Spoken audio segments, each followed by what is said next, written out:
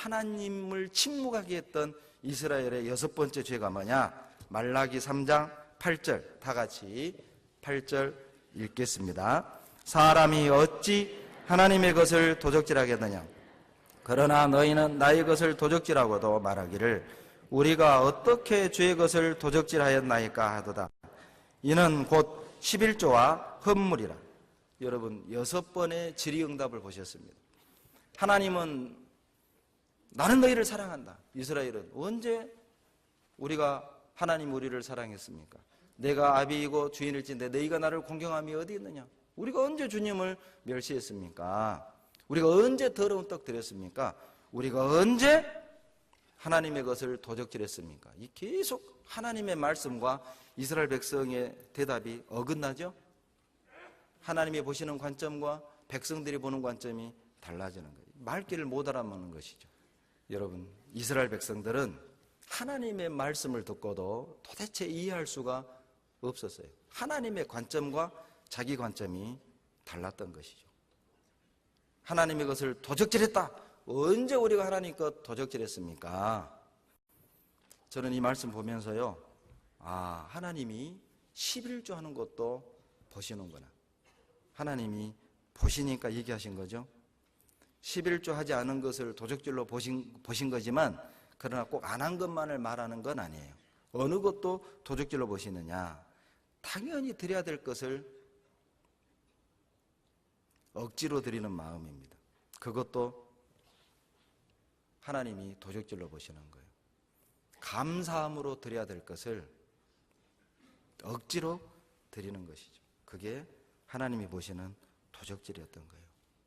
그런데 놀라운 건 이스라엘 백성들이 11조를 도적질함으로 하나님은 침묵하셨을 뿐만 아니라 더 놀라운 구절이 11절에 나옵니다.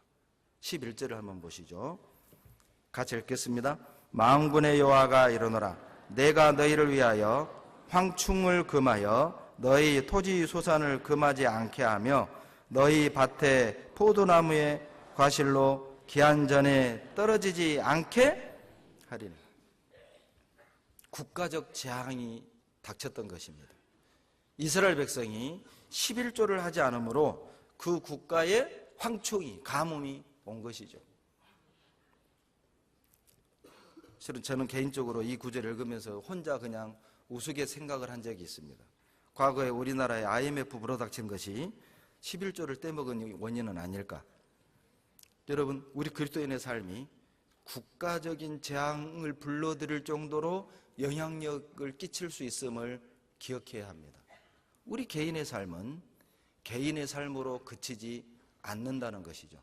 우리의 삶은 우리 주변에 이렇게 엄청난 영향을 끼친다는 것을 11절을 통해 교훈해 주시는 거예요.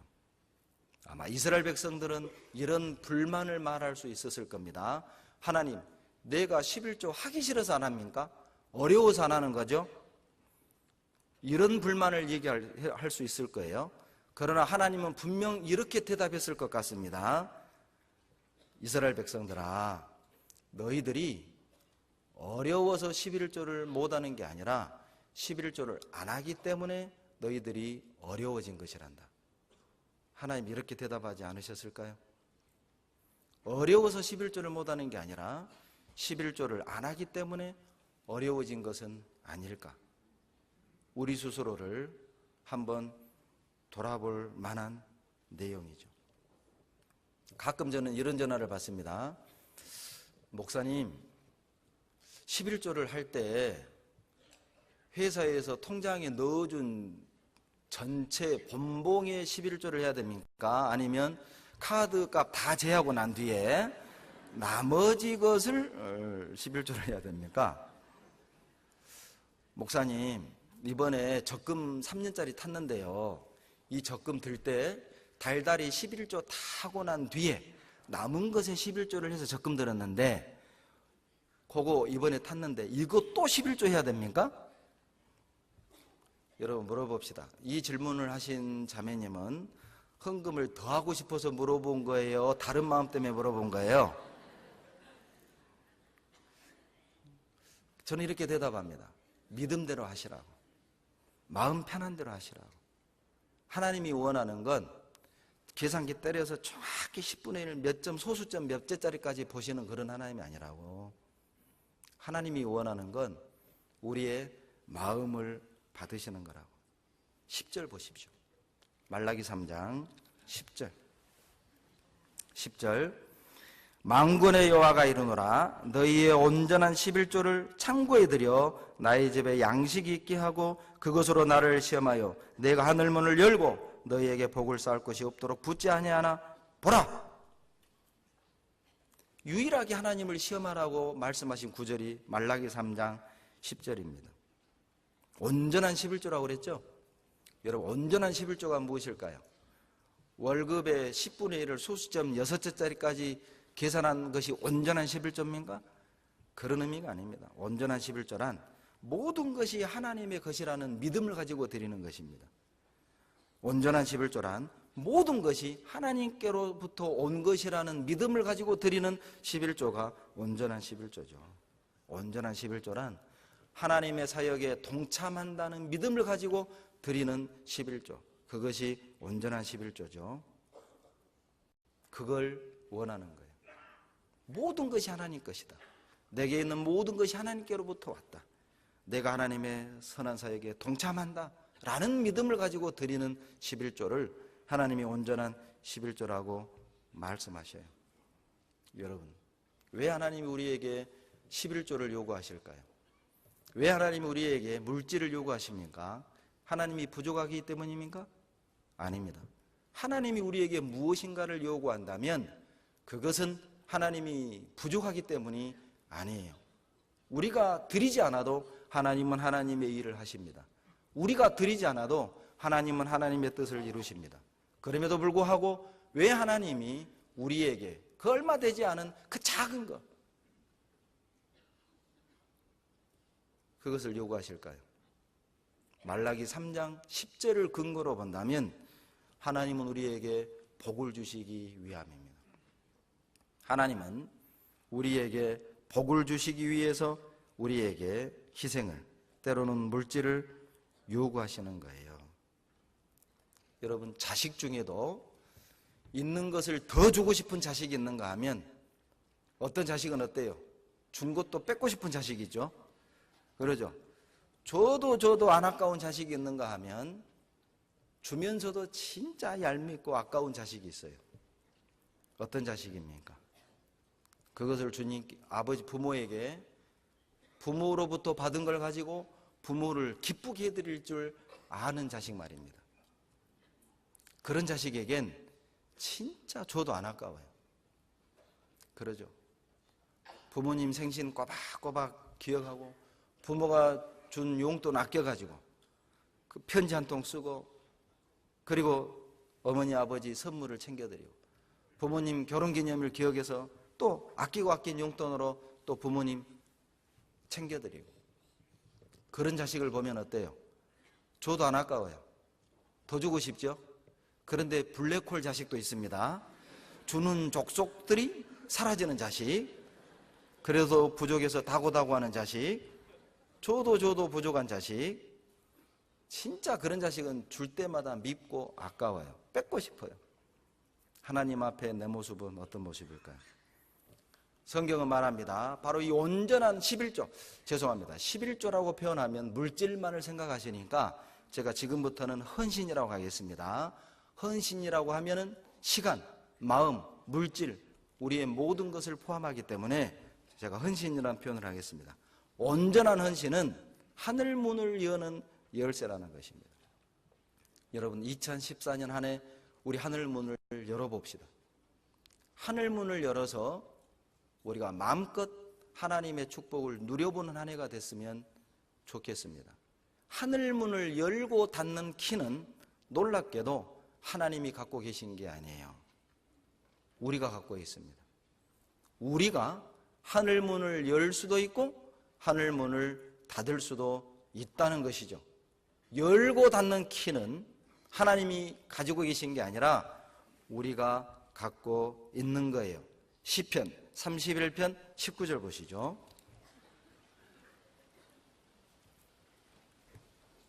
시편 31편 19절입니다.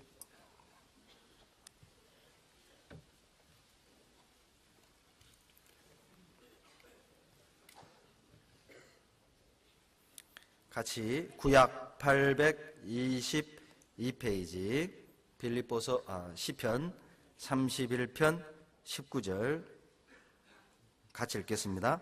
주를 두려워하는 자를 위하여 쌓아두신 은혜 곧 인생 앞에서 주께 피하는 자를 위하여 베푸신 은혜가 어찌 그리 큰지요. 이것도 믿음이라고 생각합니다.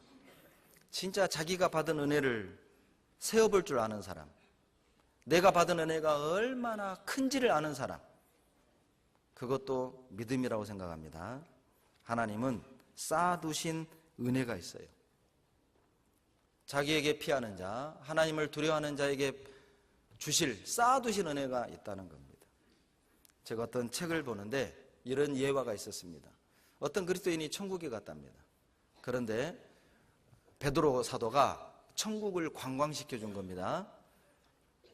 어떤 지역에 갔는데 큰 창고들이 질비하게 세워져 있는 거예요. 베드로 사도님, 저 건물들은 무엇이죠? 예, 저 건물들은 하나님이 사랑하는 하나님의 자녀들에게 주시기 위해 쌓아두신 선물 창고입니다. 아, 그래요? 그 창고 건물을 지나가는데 건물 앞에 그 주인 이름이 탁 있는 거예요. 배현기도 있고, 예, 신상우도 있고 다 있는 겁니다. 그런데 어떤 창고 앞에 갔는데 자기 이름이 있는 겁니다. 사도님, 이 창고는 내 겁니까? 예, 형제님 겁니다. 그래요? 문 좀 열어주세요. 그런데 이 베드로 사도가 너무 난감해하는 거예요. 안 보는 게 좋을 텐데요. 아니, 내 건데 왜 그러시냐고 보여주려고. 그래요? 문을 딱 열었습니다. 엄청나게 큰 창고에 선물이 빽빽하게 쌓여있는 겁니다. 이게 다 내 거냐고. 예, 형제님 겁니다. 그리고 그 선물 가까이 가는데 포장지, 겉표지에 전부 다 도장이 하나씩 탁탁 찍혀 있는데 뭐라고 찍혀 있느냐? 수취인 거부. 받을 사람이 거부해서 전부 다 되돌아온 소포들이었던 겁니다. 제가 그 이야기를 읽으면서 정말 내 이야기는 아닐까. 하나님은 나에게 은혜를 주시려고 쌓아두셨는데 내가 순종하지 않으므로, 내가 거절해서 정말 잃어버린, 놓쳐버린 하나님의 은혜는 있지 않을까. 키는 내가 갖고 있습니다. 하늘문을 열 수도 있고 닫을 수도 있다는 걸 기억하십시오. 뿐만 아니라 온전한 헌신은 재산을 증식하는 방법이죠. 말라기 3장 11절 만군의 여호와가 이르노라 내가 너희를 위하여 황충을 금하여 너희 토지 소산을 멸하지 않게 하며 너희 밭에 포도나무의 과실로 기한전에 떨어지지 않게 하리니. 여러분, 부자 되는 방법이 무엇입니까? 많이 버는 것만 부자 되는 방법이 아니죠. 부자 되는 방법은 지출을 막는 것입니다. 온전한 11조를 할 때 하나님이 새는 물질을 막아주겠다는 것이죠. 떨어지는 과일을 막아주마, 황충을 막아주마, 쓸데없는 낭비를 막아주겠다는 것입니다. 여러분, 11조는 재산을 증식하는 방법입니다. 많이 벌어야 부자 되는 게 아니라 번 것을 잘 하나님이 지켜주셔야 부자 되는 거예요. 하나님이 지켜주겠다는 것입니다. 또 한 가지, 온전한 헌신은 하나님과의 관계를 회복시켜줍니다. 12절을 다 같이 읽겠습니다. 너희 땅이 아름다워짐으로 열방이 너희를 복되다 하리라. 만군의 여호와의 말이니라. 황폐화되어 버린 그 땅을 온전한 11조를 드리면 아름답게 해주겠다. 뭘 말합니까? 하나님과의 관계가 회복이 되는 것이죠. 하나님과의 관계가 회복이 되면 사람과의 관계도 회복이 됩니다. 부부관계, 자식과의 관계, 이웃과의 관계, 직장 동료와의 관계, 모든 인간관계의 기본이 하나님과의 관계거든요. 하나님과 관계가 회복이 되면 사람과의 관계도 회복이 되는 거예요.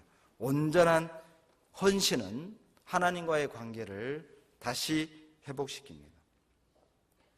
뿐만 아니라 온전한 헌신을 하는 교회가 축복받습니다. 온전한 헌신을 하는 교회가 성장합니다. 우리 주변에 성장하는 교회를 보십시오. 진짜 마음껏 전도를 하고 열매를 맺는 교회를 보십시오.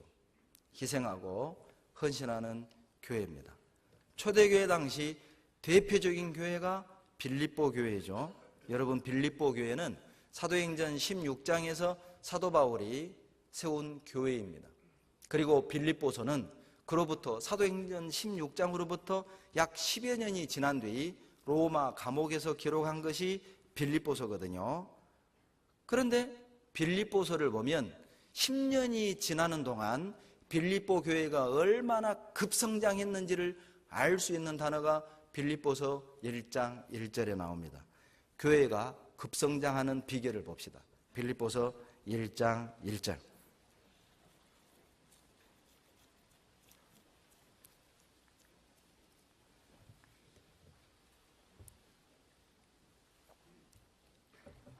빌립보서 1장 1절입니다. 같이 읽습니다. 그리스도 예수의 종 바울과 디모데는 그리스도 예수 안에서 빌립보에 사는 모든 성도와 또는 감독들과 집사들에게 편지하노니. 여러분, 여기에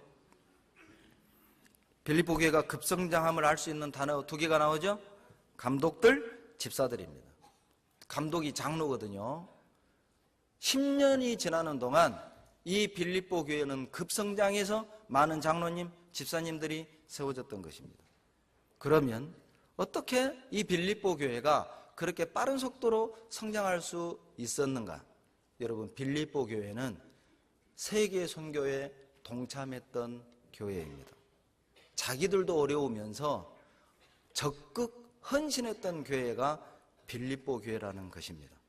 빌립보 4장 15절입니다. 빌립보 사람들아, 너희도 알거니와 복음의 시초에 내가 마게도냐를 떠날 때에 주고받는 내 일에 참여한 교회가 너희 외에 아무도 없었느니라. 데살로니가에 있을 때에도 너희가 한 번, 두 번 나의 쓸 것을 보내었도다. 내가 선물을 구함이 아니요 오직 너희에게 유익하도록 과실이 풍성하기를 구함이라. 18절만 같이 읽습니다. 내게는 모든 것이 있고 또 풍성한지라. 에바브로 디도편에 너희의 준 것을 받음으로 내가 풍족하니 이는 받으실 만한 향기로운 제물이요 하나님을 기쁘시게 한 것이라.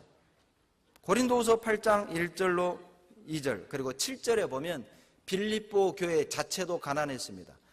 극한 가난 속에서 넘치는 헌금을 했다고 되어 있거든요. 빌립보 교회는 자기들도 힘들고 어려우면서도 더 어려운 마케도니아 지역의 여러 교회들, 데살로니가 교회, 그리고 아시아에 있는 빌립보 교회, 아가야에 있는 고린도 교회, 그런 교회들을 도왔던 것입니다. 자기들도 어려운데. 그것이 빌립보 교회가 단시간에 급성장할 수 있었던 이유입니다. 정말 어려운 형제자매님들이 해외 선교를 나갈 때마다 어떤 유치원 아이는 모아놓았던 돼지 저금통을 가져다 주고, 어떤 할머니는 해외 선교를 간다는 걸 아시고 교회당 내에서 갑자기 제 손을 잡더니 치마를 막 올리시는 겁니다. 얼마나 당황했는지 몰라요. 할머니 왜 그러시냐고. 그런데 속치마 안에서요 꼬깃꼬깃 헌금을 끄집어 내주시는 거예요. 그런 헌금을 받을 때마다 저는 기대가 됩니다. 하나님이 이번 선교를 통해서 또 어떤 역사를 이루실까. 어떤 분은 자식이 대학 보내는 아이가 둘이나 되고 박봉해, 그리고 또 자기도 어려운 형편인데도 몇 년을 모아놓은, 본인이 직접 해외 선교를 가고 싶은데 시간이 안 되는 겁니다. 그래서 이것을 그 교회에 헌금해달라고. 그런 형제자매님들의 희생, 헌신이 있기 때문에, 그리고 우리는 그 희생으로 말미암아 주어지는 은혜를 더불어 누리는 것이죠. 무전취식하시면 안 됩니다.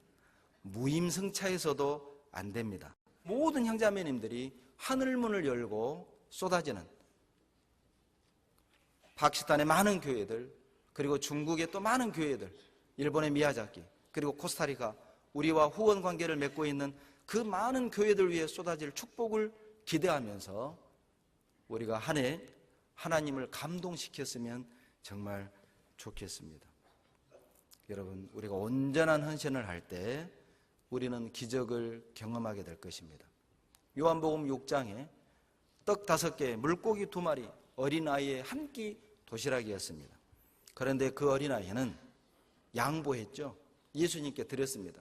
만약 그 아이가 싫어요, 내 도시락이에요, 안 돼요, 우리 엄마가 주신 거예요 하고 홀라당 먹어치웠다면 그 아이 배만 부르고 그러죠. 그리고 그건 성경에 기록되지도 않았을 겁니다. 그러나 그 아이는 내어드렸습니다. 별거 아니지 않습니까?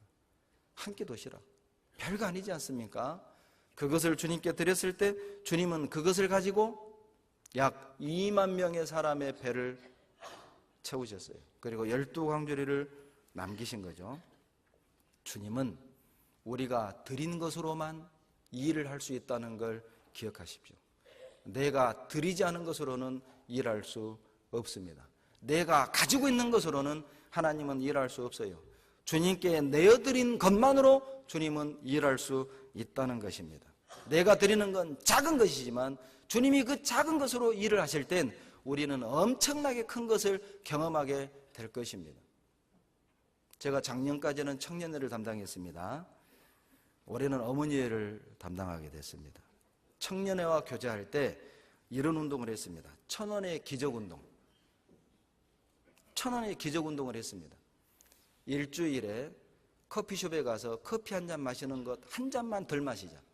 그리고 그것을 헌금하자.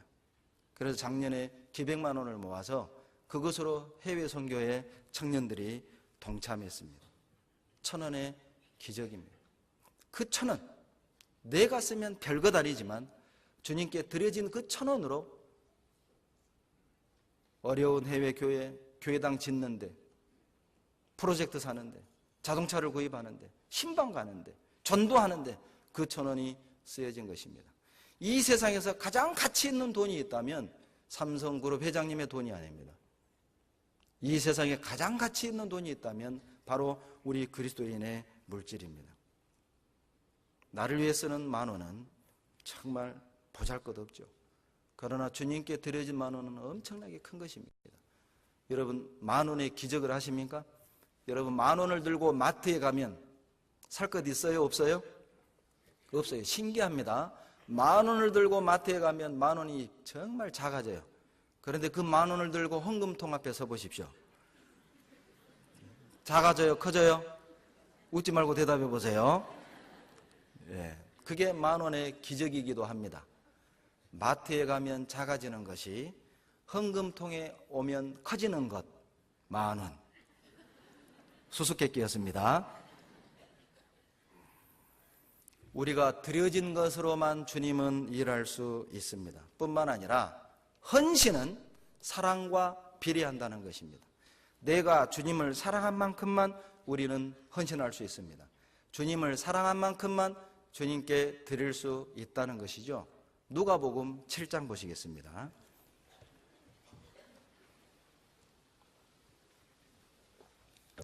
누가복음 7장 40절. 이 내용은 그 유명한 도유 사건입니다. 기름을 붓는 사건. 예수님 머리에 기름을 붓는 사건은 사복음서에 다 나오지만은 누가복음 7장만 다른 사건입니다. 이 37절에 보시면 동네에 어떤 창녀입니다. 죄인이라고 되어 있지만 학자들은 창녀로 봅니다. 이 여인이 예수님께 나와서 비싼 향유를 머리에 쏟아붓고 눈물로 발을 씻기고 예수님 발에 키스합니다. 예수님을 초대했던 바리새인 시몬이라는 바리새인은 그 광경을 보고 의심합니다. 예수님이 선지자인 줄 알고 우리 집에 초대했더니만 이분도 별 볼 일 없는 분이네. 자기를 만지작 하는 이 여자가 창녀라는 걸 알았다면 만지지 못하게 내쳐야 했는데 가만히 있는 거 보니까 예수님도 보니까 보통 사람이구나 이렇게 생각하고 있는데 예수님이 시몬의 생각을 읽으시고 하시는 말씀이 41절로 43절입니다. 같이 읽습니다. 가라사대 빚 주는 사람에게 빚진 자가 둘이 있어 하나는 500데나리온을 졌고 하나는 50데나리온을 졌는데 갚을 것이 없으므로 둘 다 탕감하여 주었으니 둘 중에 누가 저를 더 사랑하겠느냐? 시몬이 대답하여 가로되 제 생각에는 많이 탕감받은 자니이다. 가라사대 내 판단이 옳도다 하시고, 주님이 종곡을 찌른 겁니다. 시몬아, 너와 저 창녀의 차이점이 무엇인 줄 아느냐? 창녀는 많이 용서받았기 때문에 나를 더 사랑하고 너는 나를 사랑하지 않았다.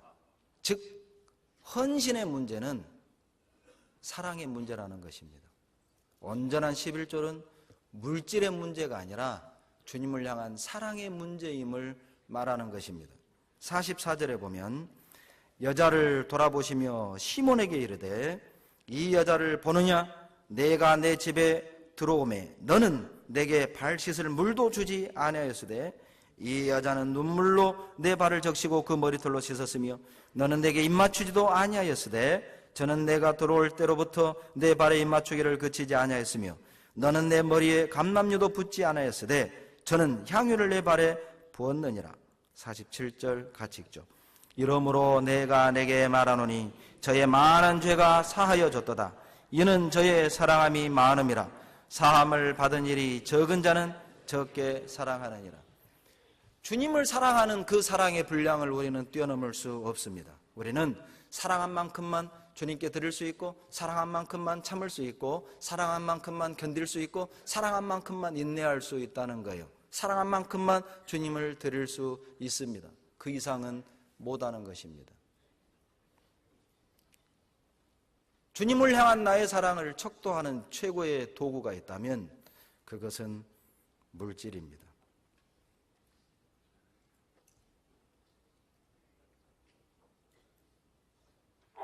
내가 주님을 어느 정도 사랑하는지를 우리는 쉽게 알 수 있을 것입니다.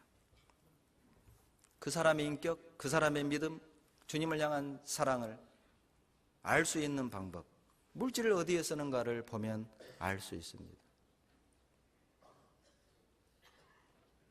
우리는 누군가의 희생 위에 세워진 몸된 교회 안에 누군가의 희생으로 말미암아 부어지는 은혜를 우리는 더불어 누리고 있음을 기억해야 합니다. 믿음의 선진들은 목숨도 희생했습니다. 그 결과로 우리는 복음을 누리고 있습니다.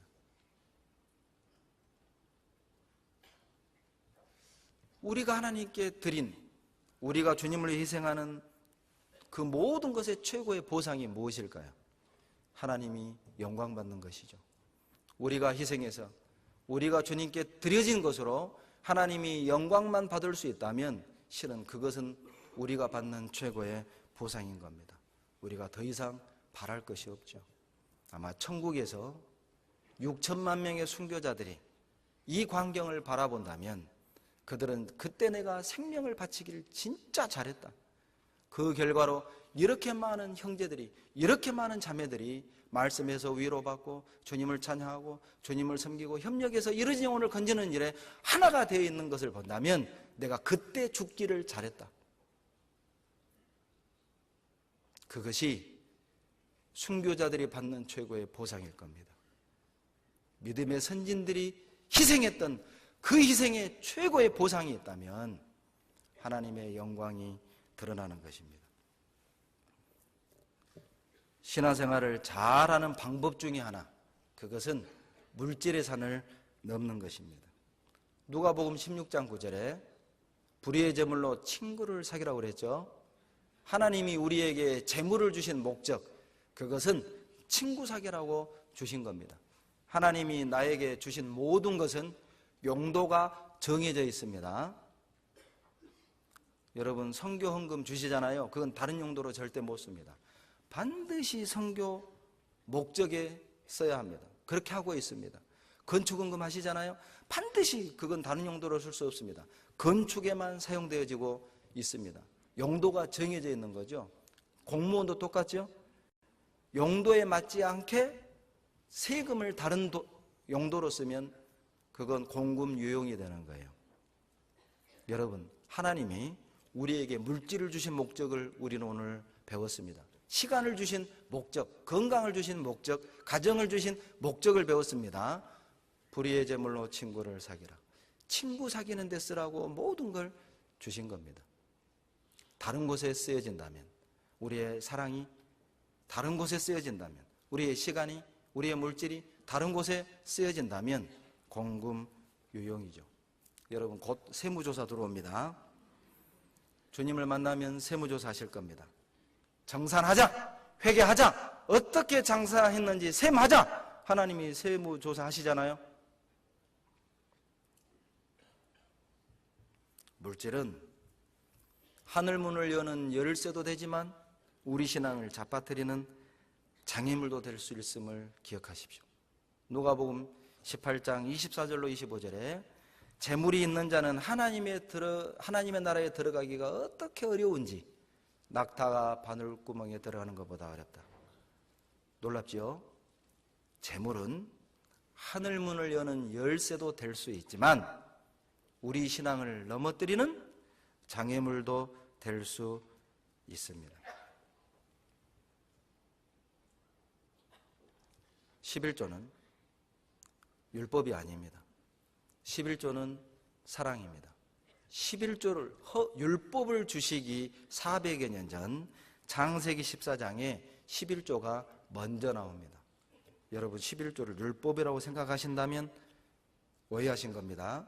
뿐만 아니라 11조는 마태복음 23장 23절에 예수님도 11조를 하라고 말씀하셨습니다. 사랑의 행위거든요. 온전한 헌신을 할 때 하나님이 주시는 결과를 말라기에서는 이렇게 말합니다. 말라기 보시죠. 3장 17절입니다. 말라기 3장 17절 다 같이 읽겠습니다. 만군의 여호와가 이르노라. 내가 나의 정한 날에 그들로 나의 특별한 소유를 삼을 것이요 또 사람이 자기를 섬기는 아들을 아낌같이 내가 그들을 아끼리니. 온전한 헌신을 할 때 하나님이 17절 우리를 특별한 소유, 이게 영어 번역의 보석으로 되어 있습니다. 여러분, 하나님을 온전히 섬길 때 우리의 삶은 영원히 빛나는 거예요. 그러나 하나님께 드리는 온전한 헌신을 번폐스러운 것, 쓸모없다, 드려도 뭐 별것 없다, 그렇게 생각하는 사람을 악인이라고 합니다. 4장 3절에 보면 그 악인은 너희 발바닥에 재와 같이 될 것이다.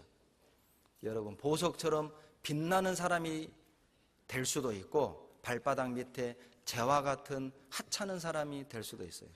빛나는 삶을 삽시다. 하찮게 살다가는 그런 그리스도인이 아니라 보석처럼 한번 멋지게 빛나는 삶을 살다가 주님 앞에 서기를 원합니다. 그러나 헌신을 할 때 상대방을 정죄하고 판단해서는 안 됩니다. 저 자매는 할 수 있는데 왜 안 해? 저 형제는 할 수 있는데 왜 안 해? 왜 어려운 형제자매들만 해? 왜 저 자매, 저 형제는 안 해? 그런 생각을 접으셔야 합니다. 우리는 나만 할 도리를 하시면 되는 거예요. 18절에 이유가 나옵니다. 18절 다 같이 읽죠. 그때에 너희가 돌아와서 의인과 악인이며 하나님을 섬기는 자와 섬기지 아니하는 자를 분별하리라. 하나님을 섬기는 자와 섬기지 아니하는 자를 분별하리라. 이렇게 읽으셔도 됩니다. 온전한 헌신을 하는 자와 형식적인 신앙생활을 하는 자의 차이점을 분명히 알게 될 것이다. 분별하리라. 영어 번역 일본어 성경에 차이점을 분명하게 알게 될 것이다. 이 땅에서는 모릅니다. 온전한 헌신을 드렸던 형제자매들의 삶과 형식적인 신앙생활을 하고 있는 그리스도인의 차이점이 드러나지 않아요. 때로는 적당하게 타협하고 사는 그리스도인들이 이 땅에서 훨씬 더 잘 사는 것처럼 보이는 경우도 있을 것입니다. 부러워하지 마십시오. 왜냐하면 이 땅에서의 삶은 연습이거든요. 우리 진짜 삶은 올라가서 시작이 되는 겁니다. 그리스도인의 진짜 생애는 위에서 시작이 되는데 온전한 헌신을 하는 사람과 형식적인 신앙을 했던 사람의 차이점을 분명하게 알게 되는 날이 곧 오는 거예요. 그렇기 때문에 상대방이 하냐 안 하냐 절대 비난하지 마십시오. 상대방이 하는지 안 하는지 눈여겨볼 필요도 없습니다. 안 한다고 다그치지 마십시오. 나만 하면 되는 겁니다. 나만 하세요. 자기만 하면 돼요. 나중에 차이점을 하나님이 드러낼 것이니까요. 그러나 참 속상할 때가 있죠. 우리가 볼 때는 정말 귀하게 쓰임받을 더 할 수 있는 분이 형식적으로 살아가는 걸 볼 때 우리가 속이 상하고, 때로는 온전한 헌신을 드렸음에도 불구하고 이 땅에서는 정말 일이 안 풀리고 어렵게 사는 경우도 있어요. 그래서 안 믿는 사람들, 때로는 구원받았다는 가족 중에 한 사람도 손가락질하는 겁니다. 너 주님이 이렇게 평생을 살아왔지만 너가 잘된 게 뭐이냐? 너 하나님 믿고 잘된 게 뭐이냐? 사람들은 눈에 보이는 결과만을 가지고 평가하거든요. 얼마나 속상하고 마음 아플 때가 우리에게도 있잖아요. 그래도 흔들리지 마십시오. 주님이 그것까지 하시고 그 상처받은 마음을 치료해 주겠다고 약속하셨어요. 말라기 4장 2절입니다. 다 같이 읽겠습니다.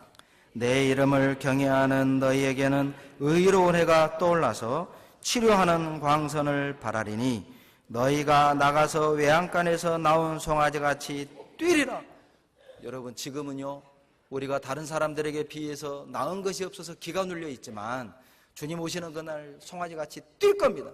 그래, 내가 저 땅에 살면서 힘들고 어려울 때도 변함없이 주님을 사랑하고 온전한 헌신을 하기를 참 잘했다. 아마 주님 앞에 서는 그날 우리는 송아지같이 뛸 것입니다. 그날 의로운 해가 떠올라서 하나님이 우리의 마음을 다 치료해 줄 겁니다. 너 그때 참기를 참 잘했다.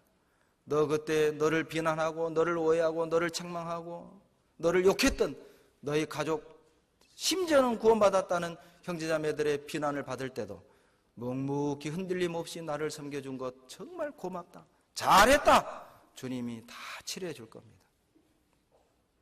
우리 눈에서 눈물을 닦아주실 것입니다. 짐 엘리엇이라는 순교자가 말하기를 영원한 것을 얻기 위해 영원하지 않은 것을 버리는 것은 지혜로운 것이다. 맞습니다. 여러분, 하늘의 것을 얻기 위해 이 땅의 것을 포기하는 건 미련한 게 아니에요. 영원한 것을 얻기 위해 영원하지 않은 것을 버릴 줄 아는 것은 지혜로운 선택이죠. 탁월한 선택을 한 것입니다. 하나님은 하나밖에 없는 독생자를 이 땅에 보내셨습니다. 그리고 그 독생자는 우리가 받을 고난과 저주를 다 받으셨습니다. 누구도 원망하지 않았습니다. 심지어 못세계의 공중에 대롱대롱 의지하여 매달려 있는 그 상황 속에서도 독생자 예수 그리스도는 죄인인 나를 위해 기도하셨습니다. 저들의 죄를 용서하여 주시옵소서. 자기들이 하는 일이 무슨 일인지 알지 못하고 행함이니이다. 그것은 로마 병정을 향한 기도가 아니죠. 여기 앉아있는 나 자신을 위한 기도였던 것입니다.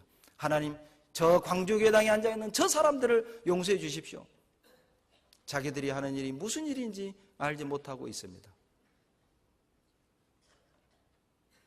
그것은 사실입니다. 그분의 긍휼, 그분의 자비하심, 그분의 희생, 그분의 피, 그분의 죽음, 그분의 부활이